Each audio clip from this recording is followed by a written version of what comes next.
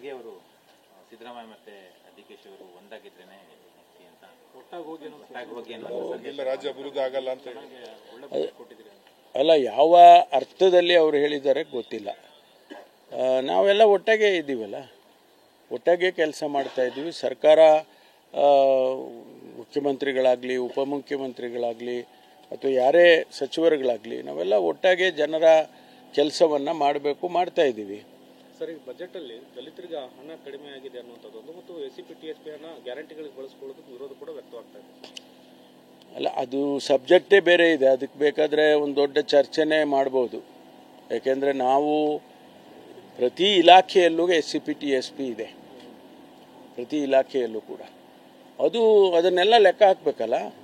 ಬರೀ social welfare ಡಿಪಾರ್ಟ್ಮೆಂಟಿಂದ ಅಷ್ಟೇ ಲೆಕ್ಕ ಹಾಕೋಕ್ಕಾಗಲ್ಲ. ಪ್ರತಿ ಡಿಪಾರ್ಟ್ಮೆಂಟ್ನಲ್ಲೂ ಕೂಡ SCPಗ ಉದಾಹರಣೆಗೆ ಇರಿಗೇಷನ್ ಡಿಪಾರ್ಟ್ಮೆಂಟಲ್ಲಿ ಮೈನರ್ ಇರಿಗೇಷನ್ನಲ್ಲಿ ಬೋರ್ವೆಲ್ಗಳು ಕೊಡ್ತಾರೆ SCಗಳಿಗೆ STಗಳಿಗೆ. ಅದು ಕೂಡ SCP ಕವರ್ ಆಗುತ್ತೆ, SCP TSP.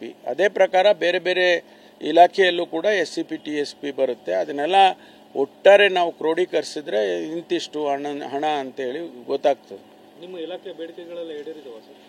ನಾವು ಕೇಳಿದೆಲ್ಲ ಕೊಟ್ಟಿದ್ದಾರೆ, ಇನ್ನೂ ಹೆಚ್ಚು ಕೊಡಬೇಕಾಗಿತ್ತು. ಇನ್ನು ಮುಂದೆ ಔಟ್ ಆಫ್ ಬಡ್ಜೆಟ್ಟು ಕೊಡ್ಬೋದಲ್ಲ, ಔಟ್ ಆಫ್ ಬಡ್ಜೆಟ್ಟು ಕೂಡ ನಮಗೆ ಕೊಡ್ಬೋದು. ನಮಗೆ ಬೇಕಾಗಿರೋದೇನು ಮೊಬಿಲಿಟಿ, ಪೊಲೀಸಿಗೆ ಬೇಕಾಗಿರೋದು ಮೊಬಿಲಿಟಿ, ವೆಹಿಕಲ್ಸ್ ಬೇಕು.